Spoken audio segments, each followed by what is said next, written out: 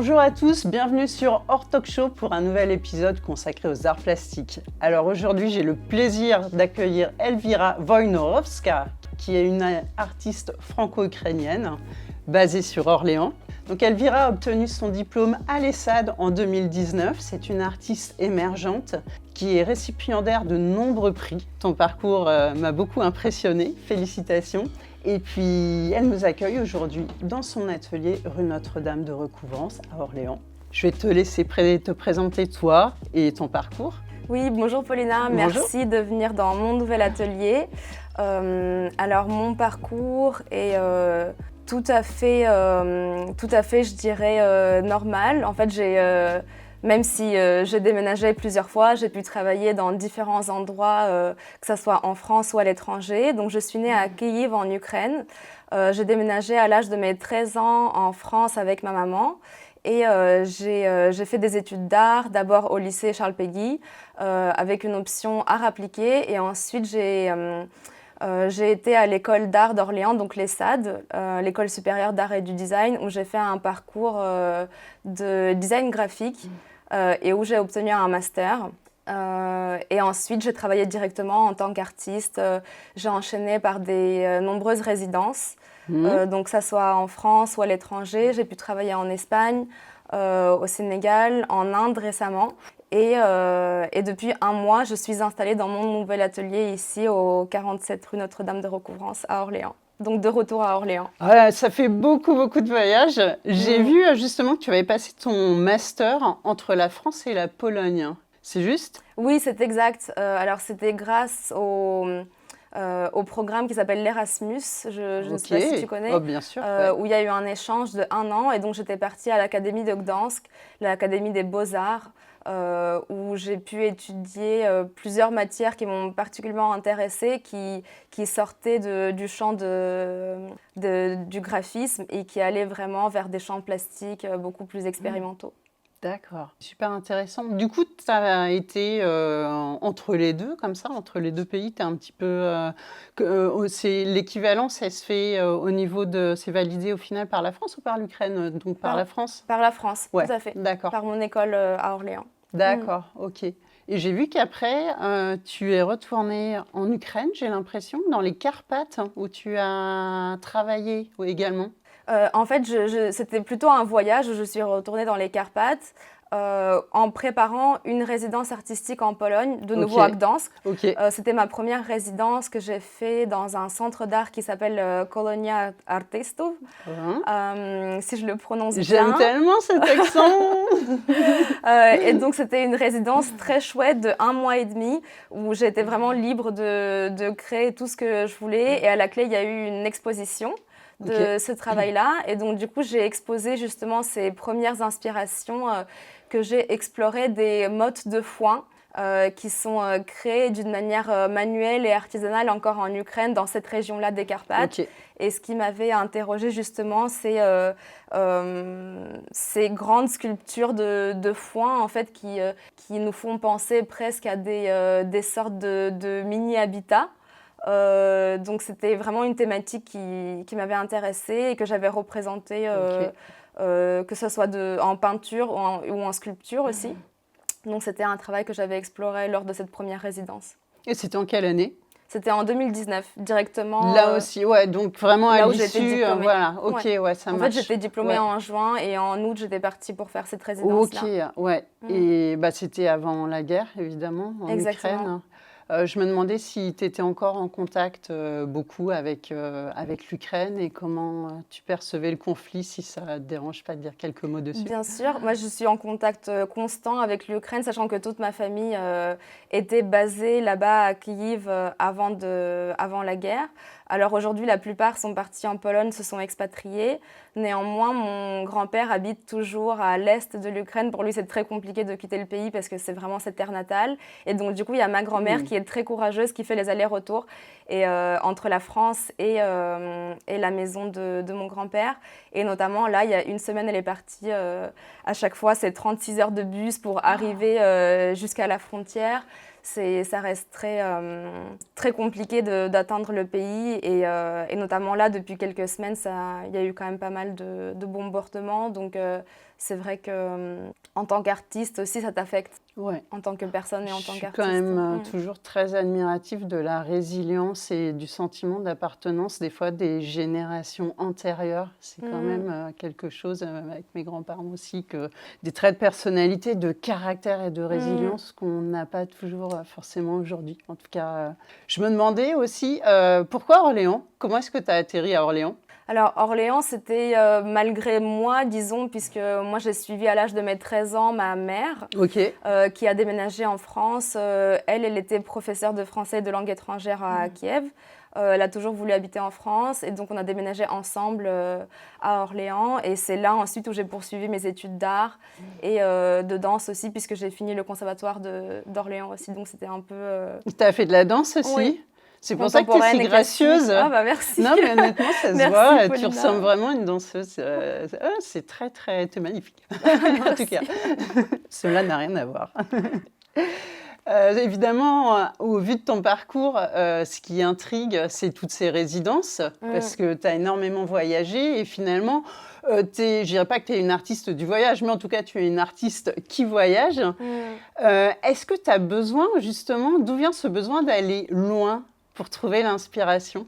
Alors, j'ai beaucoup réfléchi à ça et a posteriori de ce parcours qui s'est développé à travers ces résidences et ces voyages. Et bon, d'une façon indéniable, c'est quelque chose que moi m'intéresse en tant que personne, de découvrir de nouvelles cultures, d'être à la rencontre des personnes. C'est quelque chose qui me nourrit énormément, entre autres l'artisanat que je peux rencontrer dans toutes ces cultures différentes. Mais aussi, je pense que c'est très ancré à l'histoire de ma famille, à l'histoire aussi du peuple ukrainien qui a été très nomade. Et de même pour ma famille qui ont été parfois exportés durant les guerres, parfois qui ont travaillé dans des endroits qui sont extrêmement loin de leur domicile, notamment mon grand-père qui a travaillé en Sibérie. Donc je pense que c'est cette recherche de l'endroit où tu te sens vraiment chez soi, toute cette recherche autour de la notion de l'habitat et de home, si je puisse le dire comme ça, c'est quelque chose qui m'interpelle beaucoup dans mon travail aussi. J'ai regardé et en faisant ma veille en fait sur toi, donc évidemment j'ai vu toutes ces résidences que tu as faites plusieurs fois en Espagne, 2021-2024, j'ai l'impression, Cadaqués. Le plus récent c'est en Inde, c'était cette année? C'est 2025? Oui. D'accord. De février à avril, oui. Voilà, et donc énormément, le Sénégal aussi, j'ai vu que tu parlais beaucoup des Peuls et j'ai l'impression que tu es en immersion souvent dans des populations qui sont sédentaires aussi, et que tu travailles beaucoup sur l'habitat, tu travailles beaucoup sur des objets traditionnels ou bien des vêtements traditionnels comme le sari ou bien la meule. Et finalement, il y a quelque chose de fondamentalement domestique, d'immersif dans cette approche.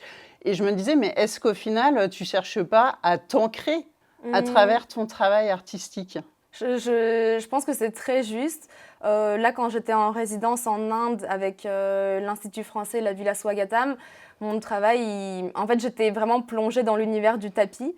Et ce qui était hyper intéressant, c'est que même cet objet-là du tapis, en fait, historiquement, des tapis ont été créés par les nomades, par les populations nomades en premier. Et c'est vrai que c'était aussi leur façon de créer leur maison en déménageant. Donc à chaque fois, il y a cette histoire de tapis que tu déroules et qui va t'ancrer à la terre dans laquelle tu arrives. Donc c'est vrai que tous ces objets-là qui vont nous ancrer à un territoire, c'est quelque chose qui m'intéresse beaucoup. J'ai vu que tu avais travaillé aussi sur une série qui s'appelle Entre là. Oui. Et là, c'est du dessin et c'est extrêmement intriqué. Il y a un côté méditatif. Et on a l'impression vraiment que tu reproduis comme ça le pattern de ces habitations qui sont nomades, des Peuls. Donc là, tu as un synchronisme entre ce sujet en fait, de l'habitat et ta pratique comme ça, du dessin intriqué. Oui, ça c'était un projet qui était particulièrement intéressant. J'ai eu la chance de rencontrer les populations Peul qui ont une conception d'architecture et de maison qui est complètement différente à la nôtre, où on va avoir une vision plutôt de stabilité, d'ancrage dans nos domiciles. Eux, ils ont une vision qui est beaucoup plus légère, qui est très fragile aussi. Et quand je dis fragile, c'est dans un sens qui reste très positif, dans le sens de la légèreté. Donc ça veut dire que ça leur donne aussi cette opportunité de ne pas s'attacher à un territoire et de pouvoir se déplacer facilement. Ça donne aussi un sentiment de mobilité et oui, je disais de liberté qui peut être très pratique parfois. Donc c'est des choses que je questionne. Il y a toujours quelque chose de très délicat, justement, de fragile, de sensible, et ça a l'air d'être vraiment à ton image, comme on disait, la danse aussi, le dessin. J'ai l'impression que tu es extrêmement méticuleuse et patiente dans ton dessin. Je ne sais pas, pour un grand format, par exemple, comme celui d'Entre-là, ça te prend combien de temps? En fait, je dirais que sur certains projets, oui. Après, j'aime bien varier aussi les rythmes. C'est vrai que sur certaines productions, comme la série Entre-là, ou une autre série qui s'appelle Potamia, qui va être exposée bientôt à Dreux, à l'Arsenal. Là, c'est sur l'eau, hein, Exactement. Potamia. Donc, c'est des séries qui peuvent prendre énormément de temps. Et c'est vrai que je rentre dans un processus qui est extrêmement méditatif, où vraiment il va y avoir beaucoup d'énergie et de concentration qui sera délivrée à une œuvre. Par contre, au contraire, quand je travaille avec des pastels à l'huile, ça va être dans une énergie qui est complètement différente, qui va être beaucoup plus, exactement comme la série qu'on voit ici, qui va être beaucoup plus spontanée, brute, rapide. Et justement, je trouve ça intéressant de varier. C'est vrai que je ne recherche pas forcément un style particulier. En tant que jeune artiste, j'ai vraiment envie d'expérimenter encore plein de choses. Et pour l'instant, je n'ai pas du tout envie de m'enfermer, que ce soit dans un médium ou dans un style ou dans une façon de faire qui est très restrictive. Ouais, c'est à l'image du vivant, hein. Tu es aussi sur les rythmes du vivant. On n'est pas sur un seul rythme. À des moments, on a l'énergie qui fluctue, on a une bouffée de stamina, une fulgurance. On a besoin. Non, mais complètement. Tout à fait. Et par rapport à tes projets, quand tu pars en résidence, je me demandais à quel point ton projet il était figé en amont ou à quel point il y avait une période d'observation sur place, d'immersion. Et là, tu pourrais changer de cap éventuellement. En fait, je dirais que ça dépend des structures avec lesquelles je collabore. Pour la plupart du temps, je pars avec des résidences publiques, disons. Donc, par exemple, quand c'est l'Institut français qui organise une résidence, tu as vraiment besoin de rendre un projet qui est très solide ou presque tu as un calendrier que tu prévois parce que c'est vrai que c'est des résidences qui vont parfois varier entre 1 mois et 3 mois. Donc, quand tu es immergé dans un pays, tu dois savoir ce que tu fais et pourquoi est-ce que tu es là, qu'est-ce que tu viens rechercher. Donc là, les projets sont très écrits. Après, il y a quand même un laps de temps où tu vas ajuster ton projet et il va prendre forme. Quand j'étais partie à Cadaqués, c'était une résidence beaucoup plus libre puisque je travaillais avec une mécène privée. Et donc là, dans ce cadre-là, elle appréciait beaucoup mon travail. Et moi, je me suis vraiment donné un temps d'1 semaine de juste se balader, voir les éléments moi, qui m'intéressent, qui m'attirent et que j'ai envie d'explorer. Ça me paraît tellement important parce que je trouve que les projets, quand ils sont déterminés en amont, c'est quelque chose et c'est important, notamment pour travailler avec une institution. Tu es obligé de partir sur du solide. Mais néanmoins, tu ne peux jamais anticiper l'expérience et la manière dont les émotions, les rencontres vont te prendre de court et peut-être rajouter une 4e dimension en fait, complètement. à ton travail. Et après, tu as quand même besoin de donner ce cadre-là. Par exemple, avec le cas de l'Inde, moi j'étais immergée à Jaipur. Je savais avec qui est-ce que je vais travailler, mes collaborateurs, etc. Mais le projet que j'ai fait là-bas sur les 3 mois n'a pas du tout été prévu puisque j'ai changé finalement de projet. Mais en revanche, tu as besoin de partir déjà avec une sélection d'outils, avec une palette colorée puisque tu ne peux pas ramener tout dans ta valise. Ouais. Tu as forcément besoin d'avoir un cadre ou au moins de s'obliger d'avoir un cadre en tout cas. Et c'est particulièrement à ça que je pensais, à ta résidence en Inde, c'est dans le Rajasthan, c'est Rajasthan. Rajasthan, excuse-moi. Dans le Rajasthan. C'est dans le Rajasthan, exactement. Et ça m'a vraiment intriguée, la manière dont on dirait que tu es allée à la rencontre de ces femmes, c'est des tisserandes. Exactement. Et tu es partie, il y a quasiment une mise en abîme parce qu'elles travaillent sur le textile en étant tisserandes. Elles sont elles-mêmes habillées de textile, de sari. Et on dirait que tu t'es polarisée sur ce détail-là du sari. Comment est-ce que ta série Women from the Back est née à partir de ça ? Oui, c'était complètement hypnotisant de les voir au travail. Donc, moi, pour cette résidence-là, avec la Villa Swagatam, pour te donner un cadre, en fait, c'est pas comme la Villa Médicis où tu arrives dans une maison et tous les artistes sont mélangés, tout le monde vit dans le même espace. Là, la Villa Swagatam, c'est complètement éclaté. En fait, c'est un réseau de résidences où chaque résident va travailler avec un partenaire local, que ce soit un musée, une galerie ou une structure privée. Donc moi, j'ai choisi de travailler avec l'entreprise qui s'appelle Jaipur Rugs. Donc c'est une entreprise familiale de tapis indiens qui font des tapis depuis des dizaines d'années à la main. Donc c'est ce qu'on appelle du hand knotted. C'est des nœuds qui sont noués à la main. Et donc eux, ils collaborent avec près de 40 000 tisserands et tisserandes à travers tout le pays. 40 000, c'est énorme. Ah oui, c'est un très très gros réseau. C'est une grosse industrie. Ouais. Et donc du coup, en fait, ça reste très familial puisque leur contexte de production, donc elles vont pas se rendre au travail parce que quand même la condition de la femme, elle reste assez précaire en Inde. Donc ce que cette entreprise elle a mis en place, c'est qu'elle va créer des métiers à tisser, qu'elle va déposer chez elle dans leur maison. Et c'est ce qui va aussi leur permettre d'avoir cette flexibilité entre leur travail et leur vie de famille. Et donc, en fait, quand tu viens les voir en production, tu vas chez elles. Oh, wow. Donc, forcément, tu partages un repas, tu partages un moment d'intimité aussi avec elles. Et c'est vrai que c'est quelque chose qui te saute directement aux yeux. En fait, quand tu les vois travailler, à chaque fois, tu les vois de dos, vêtus de tous ces tissus, de tous ces saris. Donc, ça devient très sculptural, en fait, quand tu les vois face à leur métier à tisser, donc en train de réaliser un ouvrage. Et c'est une vision que j'ai trouvée très belle de vouloir les documenter, elles, finalement, et pas ce qu'elles sont en train de faire. Et donc, je me suis vraiment focalisée sur ce détail, sur ces crops que je voyais de femmes en train de travailler avec tous ces mouvements de tissu. Et donc, en fait, oui, c'est ça, c'est comme ça que je suis arrivée à Et ça, c'était ce pas projet. exactement prévu au départ. Du coup, tout, quand non. tu es partie, en fait... Non, à la base, je voulais faire un paravent, donc rien à voir. Ah ouais, et je pense que c'est tellement intéressant. Et ça peut être même tellement plus intéressant parce que c'est le résultat d'une immersion et d'une observation réelle. Et en fait, c'est aussi ça, un artiste. C'est un parti pris par rapport à quelque chose qui touche.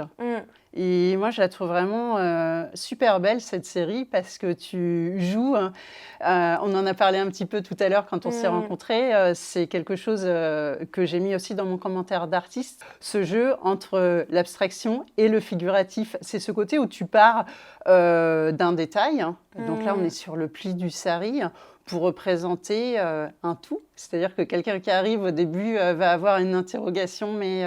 Qu'est-ce que c'est que ça, ce pastel gras? Tu l'as fait au pastel gras, c'est très abstrait, mais quand on va fouiller plus loin, c'est une partie pour un tout, quoi.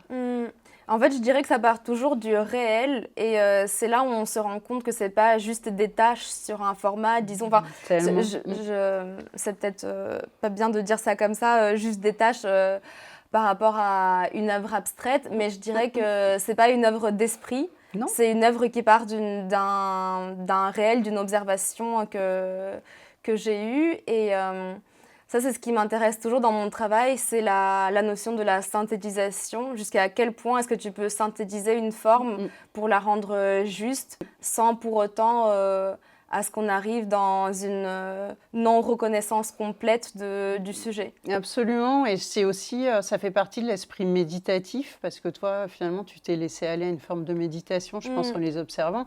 Honnêtement, l'esprit méditatif passe quand même beaucoup par l'abstraction. On part d'une situation réelle dans laquelle on est. Ça peut être l'observation d'une goutte au bout d'un robinet et on s'abîme dedans. Et à partir de là, moi, je trouve que l'essentiel est dans l'abstraction et on peut partir finalement de la goutte d'eau pour représenter le tout. Et j'ai l'impression que dans ton travail, c'est quelque chose qui ressort, que ce soit sur l'habitat naturel sous toutes ses formes, des formes circulaires ou bien le détail dans le sari. On dirait toujours que tu pars d'un signe pour représenter un tout vivant, un ensemble synergique. Qu'est-ce que ça représente pour toi, partir de ces détails par rapport à...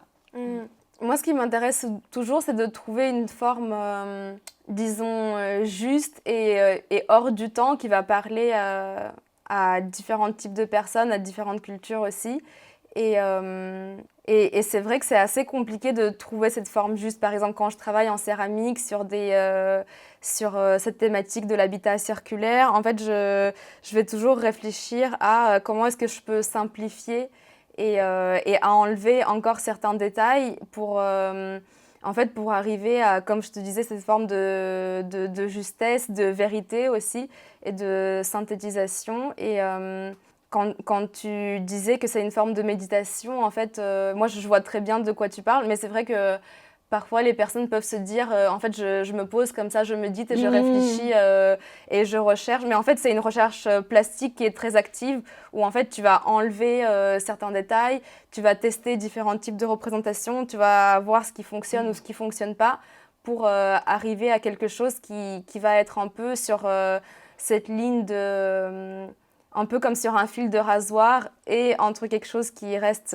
quand même ancré dans le réel et figuratif et quelque chose qui va être abstrait. Je ne sais pas si je suis Oui, je très comprends. claire. Et c'est surtout que tu mets le doigt sur le travail d'expérimentation, finalement. Tu passes par beaucoup de tests, quelque part, avant de trouver ta vérité dans ton travail. C'est ce que tu veux dire? Oui, c'est ça. Oui, d'accord. Et par rapport à l'humanité, justement, parce que tu travailles quand même beaucoup sur l'humain, sur des choses traditionnelles, des choses ancestrales, complètement naturelles. Au final, qu'est-ce que tu veux montrer de l'humain à travers ton travail ou du mode de vie? En fait, je saurais te dire sur des projets précis. Là, pour l'instant, je n'ai pas, disons, tissé comme ça un fil qui va relier le tout. Mais lorsque je travaillais sur cette série qu'on a observée tout à l'heure de sculptures circulaires. Ouais, l'habitat circulaire. Oui, donc c'est une série qui s'appelle Architecture de terre qui a été exposée au FRAC.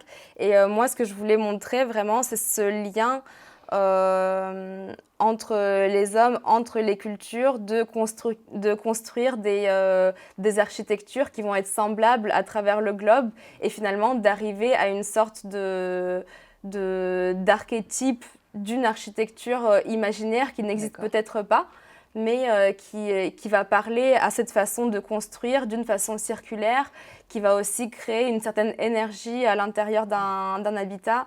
Et donc, du coup, c'est peut-être ces similarités entre les différentes cultures que je recherchais dans ce travail-là. Mais je ne suis pas sûre que ça puisse s'appliquer à tous les projets. Et pour ce projet, j'ai vu que tu parlais de spiritualité et moi je trouvais ça intéressant de voir comment tu appréhendais justement la spiritualité à travers ce type de motif, du cercle notamment. En fait, j'ai beaucoup étudié cette question et c'est vrai que là où la spiritualité était pratiquée chez soi et non dans des endroits dédiés, c'était souvent ce genre d'architecture qui était faite en rondeur, puisque en fait, ça va être propice à pratiquer certains rituels chez soi. Et aussi, ça crée des espaces qui sont non angulaires, donc ça crée vraiment un sentiment de bien-être. Donc c'était quelque chose dans ce sens-là que je voulais étudier par ces formes. C'est vrai que le dôme est omniprésent de toute manière dans la spiritualité, que ce soit la notion de cercle, de cycle, même dans la science-fiction. Les dômes, enfin, c'est quelque chose c'est très référencé comme forme. Oui, exactement. On touche quand même, même sans savoir pourquoi, finalement, on touche à quelque chose d'essentiel à travers ça. Ouais, c'est intéressant. Et en effet, tu as travaillé avec pas mal de médiums. On parlait de la fulgurance du pastel gras. Tu as fait la céramique. C'est des processus un peu plus longs, je pense, globalement. Tissage, est-ce que tu t'es attelée au tissage?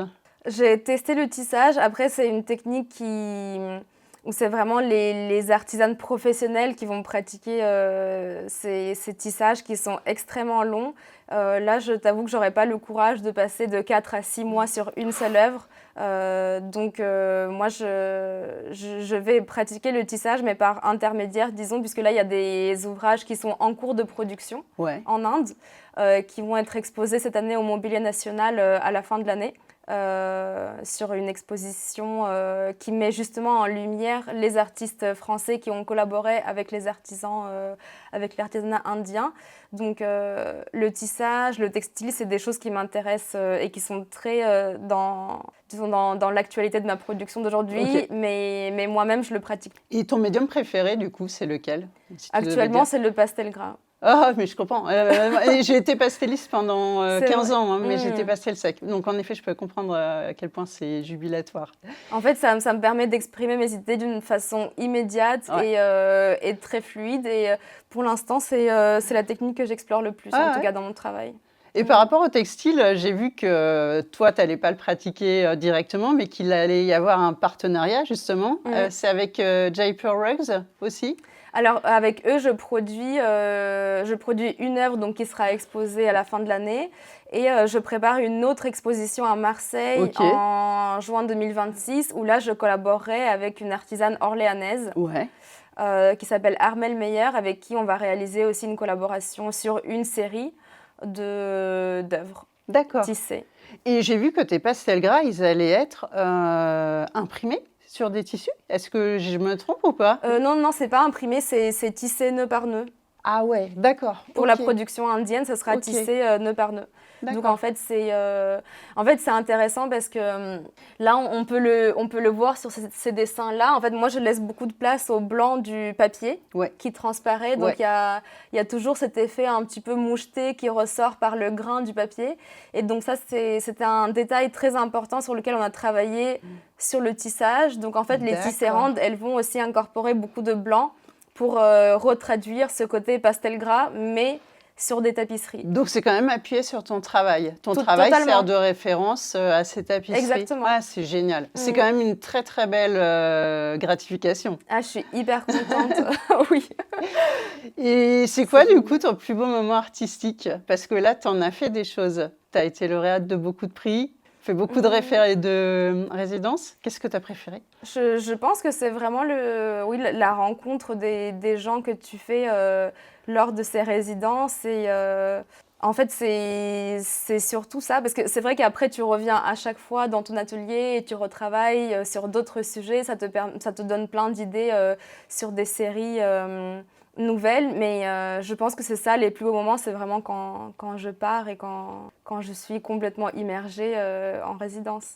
Les retours sont pas trop durs? Si, parfois, mais après, ils s'enchaînent avec d'autres projets, donc je passe aussi Faut passer très rapidement vite à autre chose. Sinon ça peut être un peu dur. Et là, ton prochain projet, prochaine résidence en vue?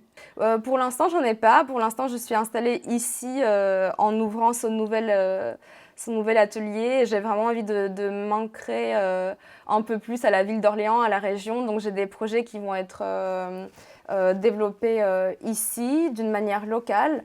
Je fais partie d'un festival qui s'appelle Archipel, qui est organisé par le Centre Pompidou et la région Centre, où il va y avoir des ouvertures d'ateliers. Donc cet atelier, il sera ouvert le 1er et le 2 novembre au public. En parallèle, je fais une exposition à l'Arsenal de Dreux.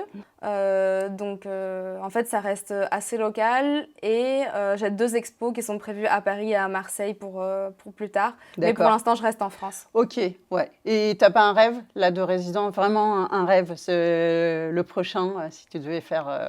Mais en fait, l'Inde, ça a été très attachant, donc j'aimerais bien y revenir. Ouais. Peut-être pas dans le Rajasthan, mais dans une autre région, parce que En fait, tu en prends tellement plein les yeux que c'est hyper intense. Parfois, ça peut être trop intense, mais ça devient très addictif. Ouais, je comprends. D'accord. Donc là, tu te poses un peu. On va avoir le plaisir de te revoir sur Orléans. Je suis super contente d'avoir fait ta connaissance. Moi, je suis contente de savoir que peut-être je pourrais profiter de toi un peu à l'avenir. Avec un grand plaisir. C'est une très belle rencontre. Je suis super contente d'avoir découvert ton travail. Merci Merci Elvira. Et merci à vous qui nous suivez sur Art Talk Show et à bientôt pour de nouvelles aventures.